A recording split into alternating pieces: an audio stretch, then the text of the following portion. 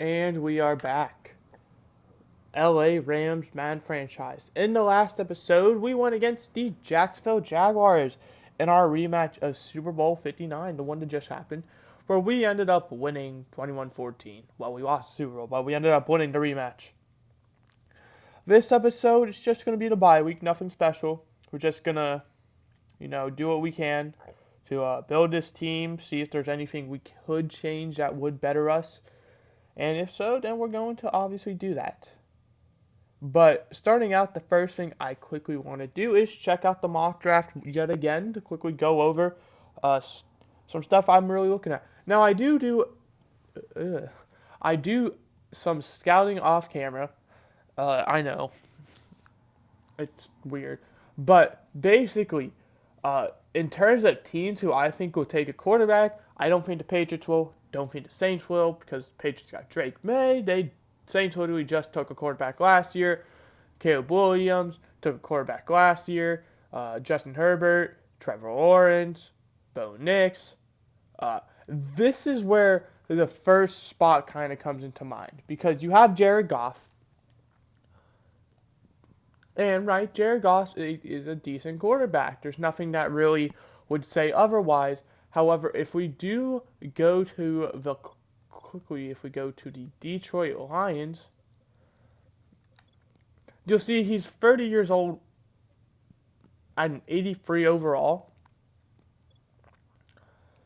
And if you look at his contract, it gets really expensive after this year. So he could honestly be a guy who I could see just straight up being shipped after this season if the Lions don't do well. I don't think they're willing to be paying him nearly 70 million a year. 70, 55, 61. I don't think they're going to be willing to pay him that considering, his age and overall, there's not really much. I mean, he's pretty much right at the peak of his potential, and I think for the Lions, you're not going to be willing to pay him that money for him to be at his peak, especially when you're 4-6 right now at the 11 seed, which you need to be top 7 to make the playoffs. Obviously, they could turn their season around 4-6, considering the Rams, who are at the 7th seed at 5-5. You're still only a game out, and we're still only in week 11. It is far from over for them. It's just kind of the first spot I could really see fitting for a quarterback to go in this class. Then obviously we keep going. Giants, I can't remember. I think they took a quarterback. Cardinals, they have both Kyler Murray and took a quarterback. Uh, Titans took a quarterback. Or excuse me, the Titans didn't take a quarterback. That's kind of really the first spot I'm feeling comfortable because they have Will Levis, and Will Levis is a fine quarterback. But I don't think you're gonna really want to build your team around Will Levis, especially with what the Titans have done so far under Will Levis. And then Raiders took a quarterback. The first quarterback projected to go is the Buccaneers, which does make sense because it's kind of the same situation of us, where they have an expensive quarterback who's kind of Baker Mayfield is kind of in the Jared Goff situation where he's kind of hit his peak. It's going to be, if he is going to get better, it's not going to be by a lot. So it kind of just makes sense. So it's going to be kind of one of those where it's the same situation as us contract-wise, but the situation of Jared Goff, where what your quarterback can do and is capable of. Not very higher.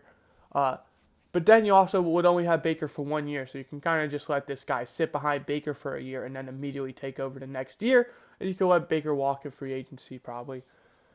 Commanders, I don't think would take a quarterback. The only thing I do need to check is the Giants because I'm feeling really great about that class. If so, because ultimately, as long as the Lions don't take a quarterback, the quarterback, I think it would be reasonable for us to trade up.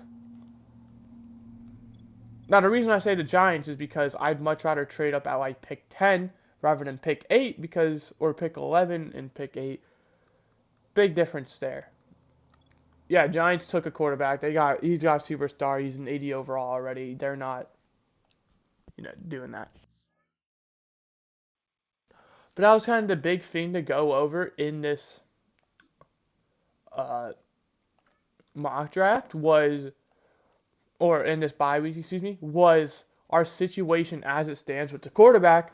Because ultimately, 5-5 right now puts us at 15th overall. However, we would also make the playoffs, so it would immediately jump to like 19, even if we were to lose in the first round. Basically, we're in a very tough situation because we have a quarterback where we can win. We have a weak quarterback class where there's really one standout guy. However, all the teams at the top don't need a quarterback. So it's kind of one of those where how long do you think we can go without? Yeah, I mean, they could build their season around Will Levis, 26, 75 overall QB of the future. He is going into a contract year as well, I believe. Or maybe he has another year. I don't know what they could do because they could ultimately decide we're going to give Levis one more year to see if he's worth it, or they could just decide we're going to call it after this season with Levis, especially when you look at their standings. I don't think they're very competitive.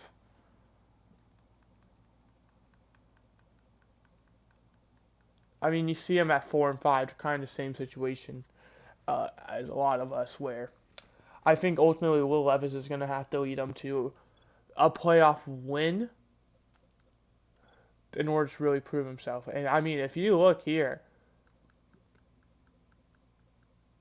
even with that record, they're only better than 1, 2, 3, 4.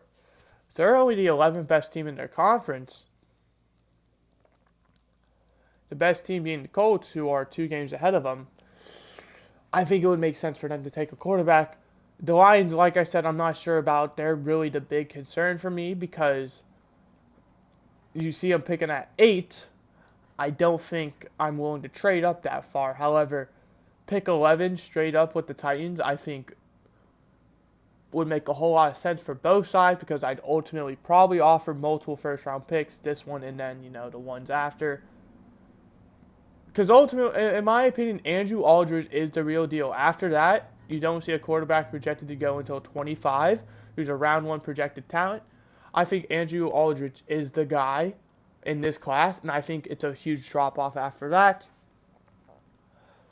So I do believe that if you are not able to get Andrew Aldridge, I don't think there's much point in taking a quarterback this year, which is where the Titans come into play because I think they'd much rather, give up that 11th overall pick if they were assuming they'd stay there and have that first round pick for next year where, they can give Will Levis that extra year. I saw him out with the contract, and then they can take a quarterback after that and hopefully what would be a better quarterback class.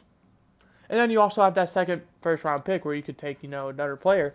I think it would make a whole lot of sense from a Titans standpoint. And then obviously, I wouldn't have to worry about the Buccaneers because we'd be ahead of them. So, like I said, I believe if the Lions do not take a quarterback at 8, or we basically if the Lions finish the if the season ended today, the only team I would be worried about is the Lions. Unless Madden introduced trading features for computers. In that case, I would be a bit more nervous because you never know who could trade up then.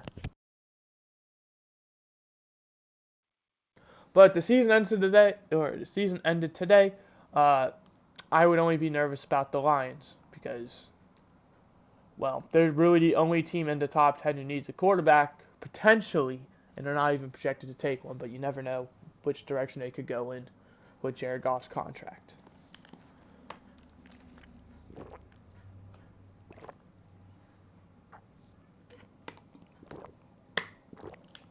So that was the big thing to go over. There are a few other things I quickly like to go over, like for example the standings. I mean, we already saw a quick glimpse of them, but the Bengals currently lead the way with the Bills being tied with them. 49ers being the best team in the NFC, which is not great. as we are 5-5 and behind them, and they're in our division. Now, looking at this season, right, for us, it's really Super Bowl or bust when it comes down to our quarterback situation because Stafford is like we're 5-5. Stafford's not having the greatest year. He's having a down season from last year in terms of all his stats are pretty similar besides touchdowns, which are going to drop by like 10. So ultimately, I mean, this is probably Stafford's real final year that we can commit to him. And even then, like we're not guaranteeing anything because Davis Mills looked really good in the preseason. He played one play last week and it ended up being a touchdown. So clearly, I have confidence Davis Mills. If we would need him to take over, he could take over. Obviously, I'm not going to try and build my team around Davis Mills. But as you can see, we're past the halfway mark by a significant margin. And we haven't had our bye week yet, technically. So this is the stats with 7 games to go. As you see, the ratings pretty similar. The yards are going to be a bit down, but they are still going to be pretty similar. It's going to be probably about like 4,900 touchdowns. They're going to probably be about 30 interceptions. Probably going to be about 17, 18. And then sacks are probably going to be around the same. Probably a bit more, honestly. And as you can see, completion and attempts, they're also going to be significantly, they're like half right here. The percentage is higher. Yards per attempt is down. Yards per game is down by 50. So we went from 300 yards to not even 250. So you can tell like Stafford is regressing, and I do think this will be kind of the final year we are able to commit to him. Because I do think if he does stay around for another year, he's obviously going to remain on the roster, unless there is a team who is willing to trade for him. I mean, you look at his contract. I don't know what team would really be willing to trade for him unless he went up to X Factor and be willing to pay 53.7 mil for a 1-year deal, unless they think their roster besides their quarterback is win now mode. Which, I mean, we've seen Stafford do. Uh, he's made 2 Pro Bowl appearances, drafted first overall. He's won a Super Bowl, lost a Super Bowl. So you know he can win the big game. You know he can make the big game. And I ultimately think, you know, he because he's an 82. I reckon he's 37, so he's going to be 38. He's going to regress a lot. He's probably going to be dropped down to mid 70s, probably like a 75. Like I said, that is serviceable. However, I don't think I'd want to pay a 75 overall, 53.7 mil to be our starter. And I also don't think any team would be willing to do that. And if they are, I legit think it would be Matthew Stafford for like 7th round pick swaps. So I feel like we'd be giving Matthew Stafford a 7 for a 7th round pick. But, I mean, there's not really a lot more to go over. We kind of went over everything. As you see, Andrew Aldridge is the 3rd best player. Matt McIntyre being the 8th. That was the quarterback who was projected to go at 23 or whatever it was to the Jets. But you see also there's Carl Crovers projected to go at number 12, or, well, he's the 12th best talent. And the big issue with these guys is you see Andrew Aldridge, we know 85% of. We're legit, 5% away from knowing his actual talent. These guys were a bit farther away on. And looking at the stats, compared to Aldridge, they look semi-similar until you get to which I don't think we can really see. As you see, short accuracy for Aldridge, A. Medium accuracy, A. Deep accuracy, B. Throw on the run, B. Throw under pressure, C. But I mean that one kind of sucks. So you can tell like he is a better quarterback. Carl Crovers, on the other hand, also has some really good accuracy. Uh, Especially if his short accuracy is a B, you can tell he can like hit the deep ball, and he's like has that clutch in him.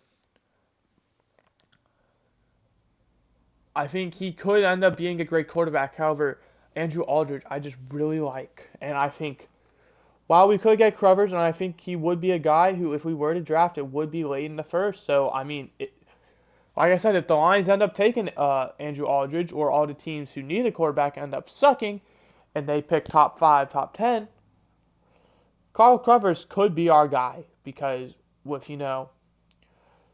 like I said, the need for quarterback, he could just fall straight into our lap. Especially if at the pace we're going on now, we end up being a playoff team. I don't know how well we do. We'd end up playing the Carolina Panthers, which is honestly a favorable matchup in my opinion. I think we could win that one.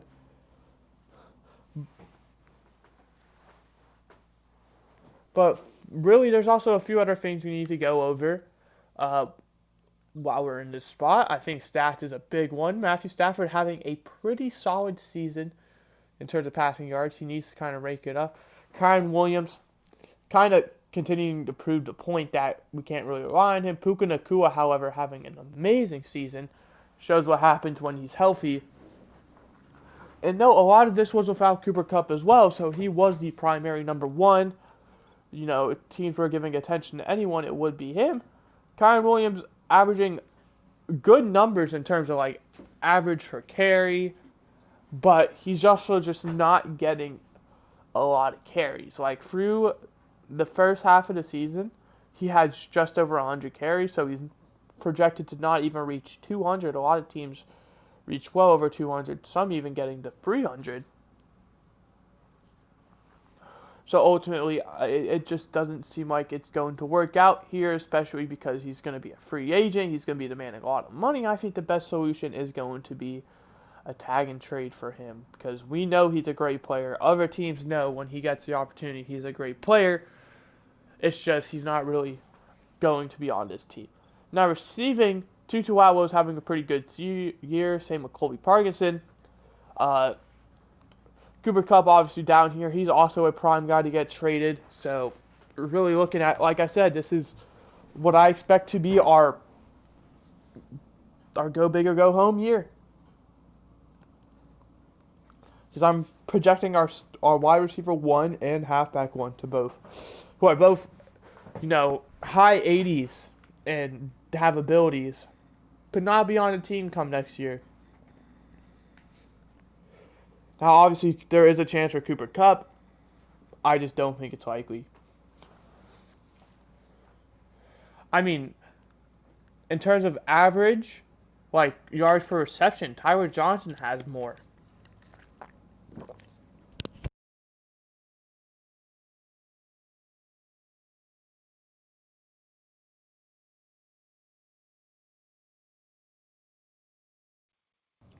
Granted, that's also not saying a lot because Cooper Kupp is more of our like slant and out route and route type of guy, curl routes. But then also we need to also look at this. Oops. 7 sacks for Evan Neal through 8 games. Now, here I was saying, he looks like a great guy, someone who we can potentially build our season around, or our line around. Ultimately, I don't know if that's going to happen. I would say right tackle is by far our biggest need outside the quarterback. But truth of the matter is, I'm still holding out hope for Evan Neal that he's able to turn it around. Obviously, we'll give him the second half of the season to prove that. But if he's unable to, then, I mean, he's kind of going to force our hand, and we're going to have to move on from him. Now, like Mike Winkler, he's averaging a sack every 2 games. That's not ideal, but it's fine. Steve Avila is averaging 4 sacks for 6 games. That's not ideal either. Kevin Dotson, 1 through 8. Logan Bruss, 1 through 9. these are really great stats from these guys, especially considering Logan Bruss has had to play for injured guys. He's kind of our 6-0 lineman. When a guy gets injured, he's kind of the one to take his place. I mean, they've both done really well. Logan Bruss deserved it. Like, he earned his extension, obviously. Defensively, total tackles, we're doing pretty well with, these first three guys, especially Dylan Northcutt, who for a decent amount of the season wasn't actually playing. We decided to give Alexander Johnson. Northcutt's kind of proven Alexander Johnson is washed, or maybe not washed, but that he's better, so respect to that. Him and Kenneth Murray doing amazing as a 1-2 combo. Cam Curl and John Johnson as a safeties also. So it looks like we might have 4 guys really get to 100 tackles at the rate we're going. I really like these 3. John Johnson, I think, depending on the game, he could get there. But sack-wise, we're also doing really well. Jared Verse with 8, 7.5 for Kobe Turner. The 2 edge rushers really making a name for themselves. 6.5 for Bobby Brown as a D tackle is pretty good. Kenneth Murray with 4, showing he's great. Quincy McKenzie with 3. Now, he doesn't play often, but when he does, he's a force to be reckoned with. So we're in a really tough spot now because we have these 2 young guys with Dylan Northcutt and Quincy McKenzie, both putting up really great stats. But in our defense, it's either going to have to be 3-4 or 4-3. So one of them is going to get screwed over unless we were to trade away Kenneth Murray or Bob Brown, which after the seasons they're having, I just don't think that's really possible. But interceptions, 4 for Tre'Davious White. He's tied for the second place in the league. 3 for Kinchins. He's having a great season in his limited play time. He's also proven that he has a lot of versatility in the slot corner spot. John Johnson with 2 of them, one of which being the pick 6 that happened last time. And then Keely Ringo and Darius Williams. Now, another thing we also need to talk about, Darius Williams, compared to what he did last year, as you can see, he ended the season with 8. He would pretty much need to average an interception a game in order to get up to that, spot. He's having a down year. He's allowing guys to get open, not making the best plays. It's just kind of one of those where he also feels like he's going to have to go at the end of the season because, well, it's aged, He was a great player for us last year while he was still young enough to be that. Now that he's aged a year, he's starting to hit that prime regression spot, and it's pretty apparent because he's having an incredible down year, and I just don't think it's smart to keep him on the team after this year. Unless we desperately need him. Like Keely Ringo, I still don't know a lot about. I still have high hopes for him. Though he can turn it around. He has a year remaining on his deal. I also really do like Kobe Durant off of last year. Cameron Kinchins obviously can play a bit of corner if we need him to. I still think we're in a decent spot in corner even without Darius Williams. However, it would immediately become one of our bigger needs. And in this draft class, where I don't think we'd pick one until the 3rd round, I just don't know if we'd really want to risk getting rid of Darius Williams for a potential 3rd round corner who would immediately be worse, and I don't think, and for a chance for him to not even get better. Now, everything else we don't really need to talk about besides punting. As you can see, Austin McNamara having kind of the same year Ethan Evans had last year. Now, the key thing with McNamara is I'm starting to notice a trend with our punters where if we do, if we have to punt the ball away, it's really not favorable for the punters because we end up putting them in situations where they can't just boom the ball. They have to either end up on, putting it out of bounds or, backspin, which affects the punt. I'm starting to kind of realize that. And McNamara, I think, for, the price he is going to be asking for probably, I think he is a decent punter, and I do think he will be a punter we keep around for at least another year without even really worrying about replacing him. But there's really nothing else to talk about for the bye week, obviously. We went over stats. We went over, our draft strategy. I suppose we can look at negotiations. Actually, while we're here, we can, offer Kyren Williams the cheap deal. It is a joke, Kyron. I'm not trying to re-sign you. I don't know if you figured that out. Now, something I will do, however, is I will be giving Kobe Durant that kind of money he is asking for. We'll do just the 1 year, 2 mil, in case he does happen to, or in case we do happen to go in a different direction. I think he would be a really nice player to keep around. And outside of that, I mean, Russ East and Alvin Kamara are definitely two guys I am looking at in re-signing. However, Kamara is definitely a guy I'm going to wait for until the re-sign phase, see how he regresses. And the other reason Kamara is really an option is because if what I say is true with Kyron Williams, then Blake Corum's going to be the only running back on the roster. And that's not really a great move, is to just have one running back.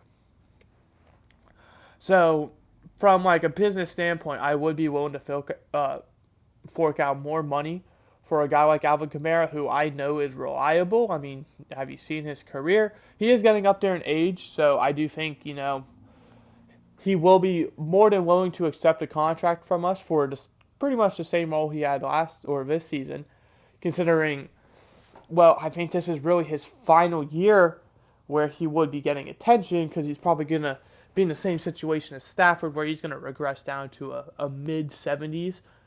And when you're 31 years old, mid 70s, people aren't really going to sign you unless they're like desperate.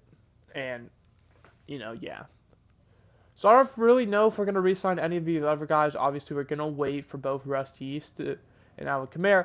Because Rusty East, I'm not 100% sure about. Obviously, he's interested. But if you look at 37 mil, it's going to drop down to 34.2. I don't know if I'm willing to fork out that kind of money for a backup who I feel like we can replace easily. And then Kamara, obviously, you know, he is only going to get cheaper. And for the role he's played so far this season, and the fact that he's injury prone, I just don't know if we can give it to him. And now also, I should probably be interested in bringing back one of these two guys. Harvey Austin, I'm going to have zero film about, so he might just be a guy. But the issue with them is you see the money, 2.87, 3.12 for a receiver who has not made a single catch this season, and for a receiver who has looked underwhelming for when he has played. Don't know if I can fork that money out. So with that all being said, that's pretty much going to do it. You now know legit like the plans that I have moving forward.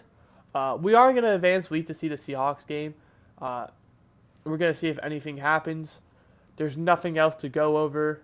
Uh, there are a few things actually I could talk about. Like quarterback wise, there are a few things I could see happening. The Jets are a prime candidate to take a quarterback.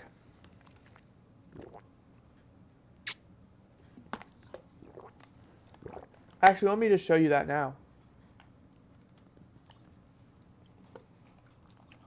If we quickly go over to the Jets, as you can see, Russell Wilson has 23 interceptions through 10 games. So he's averaging 2.3 interceptions a game.